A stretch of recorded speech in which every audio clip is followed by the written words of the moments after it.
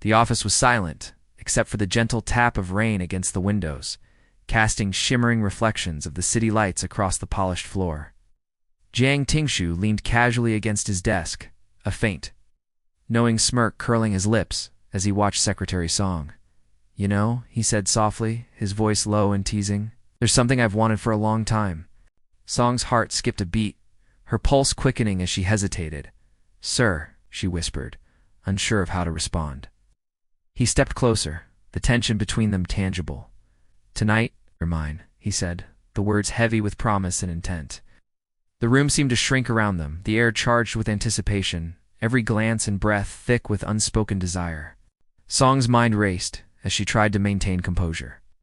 "You've been drinking," she said cautiously, trying to steady her voice. Jiang Tingshu chuckled softly, a low, almost magnetic sound. "Yes, a little wine," he admitted, "but that doesn't change what I feel." Her eyes flicked to the phone still glowing on the desk, recalling the harsh text he had sent earlier. Criticizing her for a simple mistake at work? In the text, calling me out about the document mistake. "That wasn't professional," she murmured, her cheeks warming, leaned closer, eyes glinting with amusement. "A mistake like that deserves attention," he said, voice dropping to a teasing murmur. "But I can forgive you. On one condition." She blinked, curiosity and nervousness mingling. "And what's that?" she asked, her voice barely audible. His smirk widened. "You have to show me your dedication. It's not just at work, but elsewhere." The double meaning hit her immediately, leaving her speechless for a moment as her heart pounded in her chest. He moved slowly around her, watching her every reaction, his gaze intense and unrelenting. "Look at you. In perfect shape," he said, voice low and deliberate, "but it feels incomplete." Song's breath hitched as she tried to respond. "Incomplete? How?" she whispered, caught between propriety and desire. "Your commitment to your work is admirable," he murmured, yet flawed. "If only your focus matched your other talents." The air between them sizzled, charged with tension that neither could deny. She attempted to remind herself of boundaries. "Sir, this is inappropriate," she whispered. He chuckled softly, shaking his head. "Maybe, or maybe it's the most honest thing we've done all night," he said, leaning just enough to close the distance, their faces mere inches apart. Their lips hovered, almost touching, and Song's eyes fluttered closed, heart racing as fear and longing collided. "If you want a perfect score," he whispered, "show me. Show me what dedication really means." Song hesitated, words catching in her throat. I don't think I can," she stammered. He tilted her chin, holding her gaze steadily. "Then let me guide you," he murmured.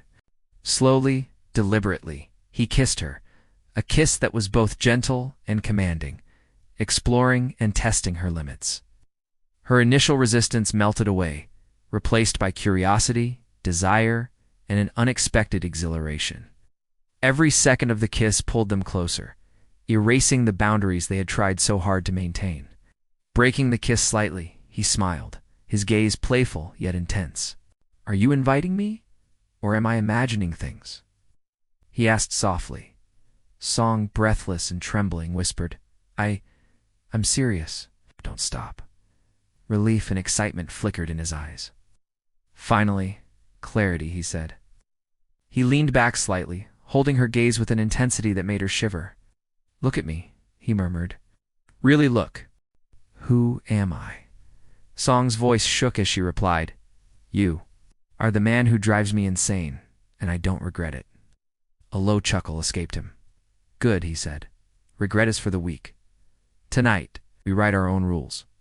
Later, the rain fell harder as they got into the car. The city lights blurred into streaks across the wet streets. Jiang Tingshu fumbled with his seatbelt, and Song noticed immediately. "Sir, your seatbelt," she said, trying to keep her tone light. He glanced at her mock annoyance on his face. "Do I really need it?" She replied firmly, "Yes. Safety first, even for CEOs." He grinned. "Fine, but you'll owe me." "I'm not your servant," she said, half teasing, half serious. "This isn't part of my duties." He pretended to pout. "Ah, always so strict." "Fine, then it's extra credit." Their laughter broke some of the tension, giving them a moment of lightness amidst the charged atmosphere. The car moved steadily through the rain-soaked streets, reflections of neon lights painting everything in motion. Song glanced at him, hesitating, emotions swirling. About last night. I may have overreacted. I apologize if he interrupted softly, a reassuring smile on his lips. No need. Mistakes, I tend to compound them. One leads to another, and sometimes that's the fun part. She fidgeted, unsure what to say next. Sir, this can't keep happening. We just had a one-night stand. We shouldn't. He placed a gentle hand over hers, his touch sending a shiver up her spine. Song, he said, voice low and sincere. Maybe it's not a mistake, if it's what we both want. Maybe it's inevitable. She met his gaze, heart pounding, torn between resisting and surrendering to the night's momentum. As the rain continued to blur the city outside, Zhang Tingzhi's eyes softened. Song, look at me. I don't do things lightly, but with you, everything feels heavier yet. Right. Her voice was barely a whisper. Mr. President, I don't know if I can keep falling like this. He leaned closer, his presence enveloping her. You don't have to. Just feel. Tonight we're not bound by work or rules, just us. Outside, the world became a blur of gold and silver streaks across wet asphalt, leaving only the intimacy of the small moving space they shared.